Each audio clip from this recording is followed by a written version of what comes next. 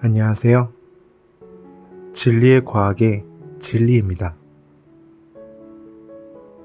이번엔 15번째 시간으로 만유인력에 대한 첫 번째 시간을 갖고자 합니다. 그럼 영상 시작하도록 하겠습니다. 만유인력 법칙이 존재하기 이전에는 천체의 움직임을 설명하려는 정말 많은 노력들이 있었는데 어떤 노력들이 있었는지 먼저 설명드리도록 하겠습니다. 그 다음에 뉴턴은 어떻게 많은 법칙을 아우를 수 있는 단 하나의 원리인 만유인력 법칙을 탄생시켰는지 그 계산 과정에 대해서 설명드리겠고요. 그 다음 마지막으로 기초적인 중력장 궤도를 계산하는 방식에 대해서 설명드리는 것으로 본 영상을 마무리하도록 하겠습니다.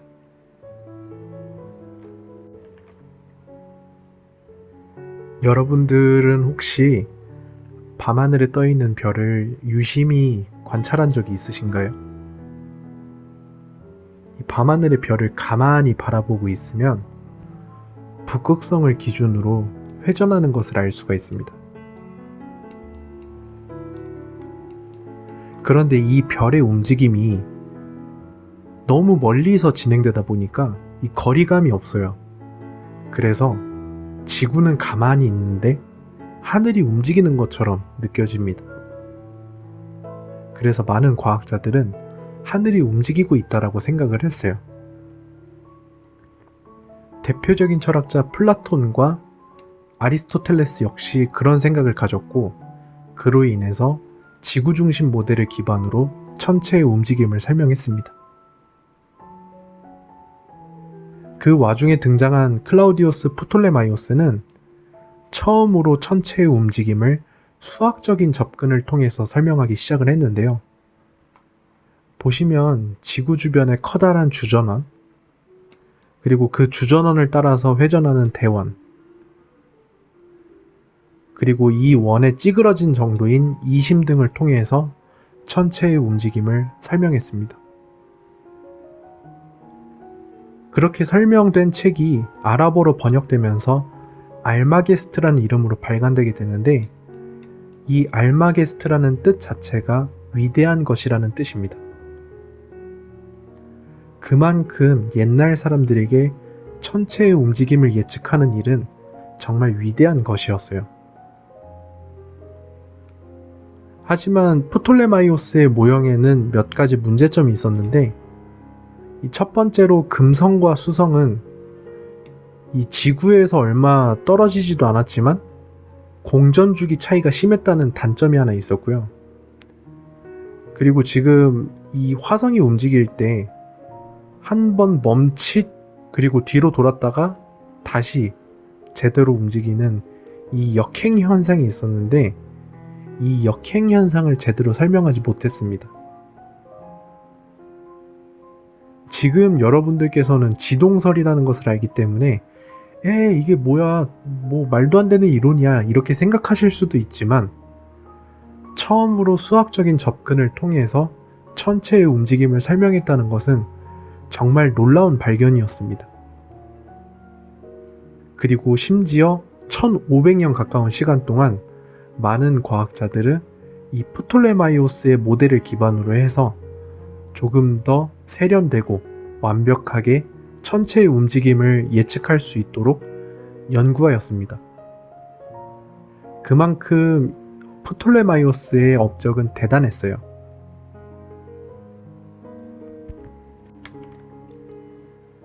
그렇게 1500년이 넘는 시간 동안 많은 사람들은 지구는 가만히 있는데 하늘이 돌고 있다라고 생각을 했습니다. 그 와중에 등장한 니콜라우스 코페르니쿠스는 1510년에 짧은 해설서를 발간하면서 모든 천체들은 태양을 중심으로 돌고 있다는 태양 중심설을 주장하였는데요. 아이러니하게도 코페르니쿠스는 절실한 기독교인이었습니다.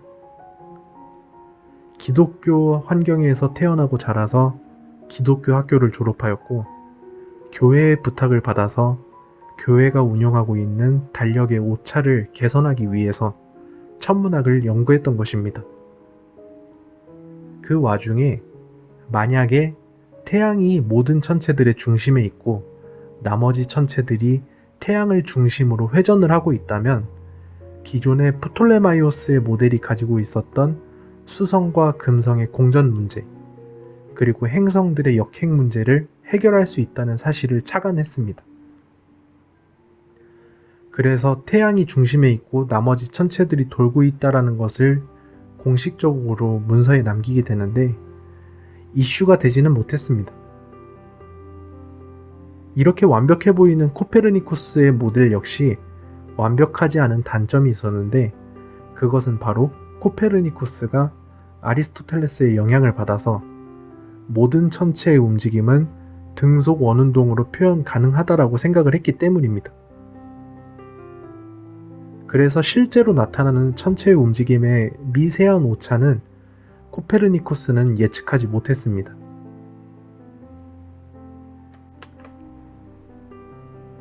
그 뒤에는 덴마크의 천문학자 티코 브라헤가 왕의 명령을 받고 천체의 움직임을 관측하기 시작했습니다. 이 덴마크의 어떤 섬에 있는 우라니보르그 천문대에서 티코 브라헤는 방대한 양의 천문 기록 자료들을 보관하였고 10여 명 정도의 제자들을 길러냈습니다. 그런데 티코 브라헤는 제 개인적인 생각엔 약간 쫄보가 아니었나 싶어요. 왜 그러냐면 이 지동설과 천동설을 교묘하게 섞어놓은 티코 브라헤의 우주 모형을 보면 알 수가 있는데 이 기독교인들한테도 욕먹기 싫었고 그리고 자신의 과학자적인 양심에도 찔리고 싶지 않았던 것처럼 보입니다. 교묘해요. 어느 순간까지는 이 천동설을 중심으로 하는 것 같다가 어느 순간부터는 지동설을 기반으로 하고 있죠. 자, 그런데 여러분들 과학 연구를 정말 열심히 잘 하려면 건강에 유의하십시오. 왜냐하면 티코 브라헤는 천문 기록들을 보관만 하고 사망하였습니다. 그 사망한 이유도 웃긴데 이 파티에 참석했다가 소변을 참았는데 그것 때문에 급성 방광염으로 사망하게 됩니다. 근데 이 티코 브라헤는 꼴보기 싫었던 제자가 한 명 있었는데 약삭 빠르기로 좀 이미지가 굳혀져 있던 것 같아요. 그의 이름은 요하네스 케플러였습니다. 티코 브라헤가 죽고 나서 많은 자료들은 제자에게 강제로 물려지게 되었고 이 요하네스 케플러가 그 자료를 바탕으로 해서 많은 이론들을 창시해냅니다. 자, 여러분들 과학 연구 열심히 하려면 건강하셔야 됩니다. 티코 브라헤는 그래서 스포트라이트를 받지 못했어요. 참 안타깝죠. 그 와중에 제가 제일 존경하는 과학자 갈릴레오 갈릴레이는 자신이 개량한 망원경을 바탕으로 목성의 4개의 위성을 관측하였는데 이 위성들의 이름은 여러분들이 익숙하실 겁니다. 칼리스토, 이오, 유로파, 가니메데인데요. 관측을 하다 보니까 목성 주변을 도는 것을 확인을 했어요. 그래서 모든 천체들이 지구를 중심으로만 돌고 있진 않는구나 라고 뒷받침 자료로 쓰면서 이 많은 사람들이 읽기 편한 여러 가지 그림을 섞어 놓은 자료를 출간하게 됩니다. 그래서 이 많은 사람들이 진짜로 지구가 돌고 있는 게 맞구나 라고 생각을 하게 되는데 그래서 기독교인들은 그때 당시에 위기감을 느꼈나 봅니다. 종교 재판에 회부시켜서 자택연금을 시키고 장례식과 비석도 세우지 말라는 금지령을 내려요. 참고로 여러분들이 알고 계시는 그래도 지구는 돌고 있다 라고 얘기한 것은 잘못된 얘기라고 합니다. 그런데 너무 오랜 시간이 지난 300년도 더 흐른 뒤에서야 요한 바오르 2세가 잘못을 인정하여서 무덤을 이장시키고 최고의 대우를 해줍니다. 그런데 이런 위대한 과학자가 죽어서 대접받으면 뭐합니까?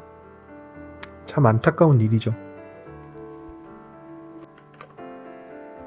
자, 그리고 마지막으로 티코 브라헤가 재수없어 했던 자신의 제자 요하네스 케플러는 티코 브라헤의 관측 자료를 기반으로 해서 행성운동의 법칙을 탄생시킵니다. 이 갈릴레이까지는 등속 원운동을 주장을 했거든요. 그런데 여기서부터 모든 자료들이 반박당합니다. 티코 브라헤의 관측 자료를 기반으로 한 이 운동 법칙은 총 3가지로 구성되어 있습니다. 첫 번째부터 알아보시죠. 자, 케플러가 주장한 첫 번째 법칙은 행성은 타원을 궤도로 공전한다는 사실입니다. 타원은 2개의 초점을 가지는데 이 2개의 초점 중 한 곳이 바로 항성이 위치한 곳이다 라고 얘기를 했습니다. 어렵지 않죠? 이것은 관측 자료를 기반으로 했기 때문에 반박이 불가능합니다. 자, 케플러가 주장한 두 번째 법칙은 항성과 행성을 연결하는 선분이 같은 시간 동안 휩쓸고 지나가는 면적은 일정하다는 겁니다. 이 면속도 일정 법칙이라고 하기도 하는데, 보시면은 이 항성과 제일 가까워지는 근일점에서는 속도가 제일 빠르고 제일 먼 거리에 있는 원일점에서는 행성의 속도가 제일 느려지는 것을 확인할 수가 있죠. 그렇다 하더라도 이 선분이 스쳐 지나가면서 생기는 면적의 속도, 그것은 일정하다는 겁니다.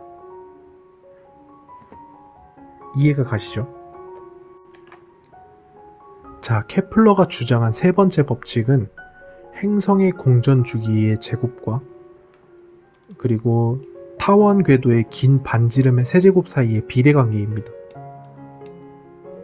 이 X축이 이제 거리의 로그 스케일이고 Y축이 주기의 로그 스케일인데요. 이 로그 스케일이기 때문에 이 수성, 금성, 지구, 화성, 이 많은 행성들은 이 그래프에서 선형관계를 가집니다. 이것이 케플러가 주장한 주기 제곱과 반지름 세제곱의 비례관계입니다. 자, 그렇게 아이작 뉴턴은 모든 과학자들의 이론을 통합해서 만유인력 법칙을 만들 수가 있게 되었는데요. 아이작 뉴턴이 주장했던 운동방정식이 지구상에서의 물체 움직임과 천체의 움직임에 동시에 적용될 수 있었던 연결고리, 만유인력 법칙을 통해서 두 체계에 동시에 적용이 가능했습니다. 자, 계산 방법은 굉장히 쉬운데요. 고등학교 수준으로 설명드리면 천체의 움직임을 등속 원운동에 가깝다라고 가정을 해봅시다. 그랬을 때 이 케플러의 제3법칙은 비례상수 k를 둬서 이렇게 표현할 수가 있어요. 그리고 우리는 각속도라는 개념을 배웠죠. 2파이가 한 바퀴고 t가 한 바퀴 도는데 걸리는 시간입니다. 그리고 우리는 구심력에 대해서도 배웠어요. 이 오메가를 기준으로 썼기 때문에 이 m 오메가 제곱 r이 결국에 각속도에 의한 구심력이다 라고 알아둔 상태에서 이 식들을 정리해 봅시다. 자, 1을 2의 관계로 치환하고 3에다가 적용을 해보면 우리는 이런 식을 도출할 수가 있어요. 구심력에서 2번 식을 통해서 2번 식을 주기에 관한 식으로 바꿔놓고 다시 이 주기를 케플러의 제3법칙을 이용해서 R 세제곱에 관한 식으로 바꿔줍니다. 그랬을 때 이 구심력이라는 것 자체가 이 거리의 제곱에 반비례하는 형태로 나타나는 것을 확인할 수가 있는데, 아이작 뉴턴의 운동 제3법칙이 힘의 상대성이었죠. 작용 반작용에 의해서 네가 저 질량 m만큼 나를 당기고 있으면 너도 나의 질량 m만큼 당기고 있어 라는 법칙을 고려해서 식을 정리를 해보면 이 구심력은 특정 상수를 곱하고 두 개의 질량을 곱했지만 결과적으로 거리의 제곱에 반비례하는 형태로 정리가 가능합니다. 그리고 이것을 뉴턴은 만유인력이라고 표현을 했습니다. 자, 어렵진 않죠? 넘어가도록 하겠습니다. 자, 그러면 우리는 만유인력 법칙을 기반으로 한 물체의 움직임을 한번 보자고요. 본 시뮬레이션은 콜로라도 대학교에서 제작한 시뮬레이터입니다. 자, 위치는 모두 동일한데 발사되는 속도가 달라요. 왼쪽이 제일 느리고 오른쪽이 제일 빠릅니다. 오른쪽이 제일 빠르니까 오른쪽부터 보시면 됩니다. 자, 발사를 시켜보면 오른쪽에 있는 물체는 더 이상 돌아오지 않아요. 완전한 우주의 미아가 되었습니다. 자, 첫 번째부터 보시죠. 첫 번째는 발사된 위치가 원일점이 되는 형태의 타원 운동을 합니다. 자, 두 번째는 완벽한 형태의 등속 원 운동을 하고요. 세 번째는 첫 번째와 같은 타원 운동이지만 발사된 위치가 근일점이 되는 타원 운동을 합니다. 그리고 마지막으로 중력장을 탈출한 이 네 번째 경우는요. 자, 다시 보시면 쌍곡선 그래프를 그립니다. 쌍곡선 그래프는 더 이상 돌아오지 않아요. 자, 그런데 여러분들 가장 설명하기 쉬운 등속 원운동과 그리고 이 중력장을 탈출하는 형태의 중력장을 계산하는 법을 공부해 봅시다. 자, 계산을 하기 위해서는 우리는 중력에 의한 위치 에너지를 계산할 필요가 있습니다. 위치 에너지는 기준점이 중요한데 중력장을 탈출했을 때 혹은 중력에 의한 영향이 없는 위치에서의 위치 에너지를 0으로 놓습니다. 즉, 거리가 무한대일 때의 위치 에너지가 0이란 뜻이에요.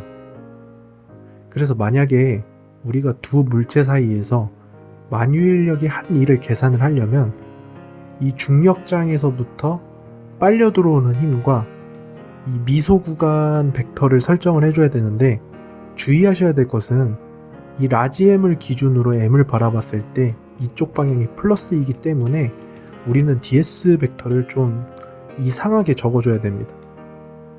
자, 그래서 움직이고 나면은 특정 거리 아래서의 위치 에너지를 계산을 할 수가 있는데 우리는 위치 에너지를 계산하기 이전에 중력이 한 일부터 계산을 해봐야 됩니다. 자, 중력이 한 일은 무한대에서부터 r만큼 이 물체를 끌고 왔기 때문에 적분 구간을 이렇게 표시해주고 f 벡터와 ds 벡터의 내적으로 표현할 수가 있죠. 근데 중요한 것은 이 두 벡터가 서로 반대 방향이기 때문에 만유인력 크기에 마이너스가 붙습니다. 그래서 계산을 하면 이런 형태로 중력이 한 일이 계산이 가능합니다. 자, 그런데 제가 저번에도 말씀드렸듯이 에너지의 전환 관점에서 보면 중력이 한 일이 결국에 중력에 의한 위치 에너지가 감소한 양인 것을 알 수가 있어요. 그래서 우리는 결과적으로 중력에 의한 위치 에너지는 마이너스 g에 r분의 mm을 곱한 형태인 것을 알 수가 있고 이것은 음수의 값을 가집니다. 구속되었다라는 뜻입니다. 이렇게 위치 에너지를 계산하실 수가 있습니다. 자, 그러면 우리는 행성이 등속 원운동을 할 때의 조건을 알아봅시다. 거대 질량 라지 m을 기준으로 이 초록색 물체가 돌고 있어요. 그때 우리가 알아야 되는 것은 이 구심력의 원천이 어디냐입니다. 그리고 우리는 알고 있어요. 이 구심력은 만유인력에서부터 온 것이다. 그래서 만약에 초기 속도 v가 주어지고 거리가 주어졌으면 우리는 구심력과 만유인력의 관계를 이렇게 적을 수가 있어요. 이게 단순히 같다라는 의미가 아니라 이 구심력은 만유인력에서부터 왔습니다 라는 얘기입니다. 그래서 이 식을 정리하면 V는 루트 G의 R분의 라지 M 이런 형태로 계산이 되는 것을 확인할 수가 있어요. 그래서 만약에 이 특정 거리 R만큼 떨어진 위치에서의 등속 원운동 조건을 구하면 이 속도로 발사를 하시면 됩니다. 자, 그러면 마지막으로 탈출 속도를 계산하는 방법에 대해서 알아보도록 하겠습니다. 오른쪽 영상처럼 물체가 탈출을 하려면 우리는 에너지 관점에서 접근을 할 수가 있는데, 이 중력장은 보존력에 의한 에너지 필드인 것을 우리는 알 수 있기 때문에 역학적 에너지가 보존되는 성질을 이용해서 운동 에너지와 위치 에너지의 합이 0보다 크기만 하면 되는 조건을 찾으면 됩니다.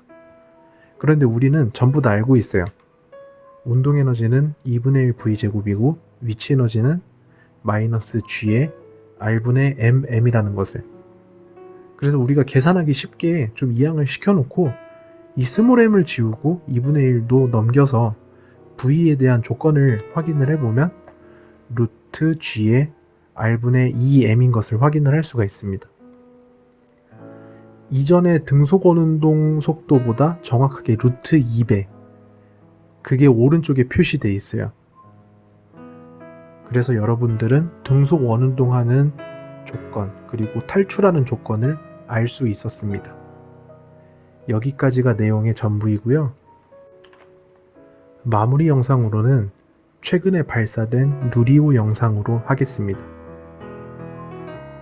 여러분들 1kg의 물체를 중력장에서 탈출시키려면 연료값이 얼마나 들어가는지 아시나요? 지금 기준으로는 7천만 원 정도 할 겁니다. 정말 어마어마하게 많은 돈인데요. 누리호는 그만큼 과학기술의 집약체라고 보시는 것이 가장 좋을 것 같습니다.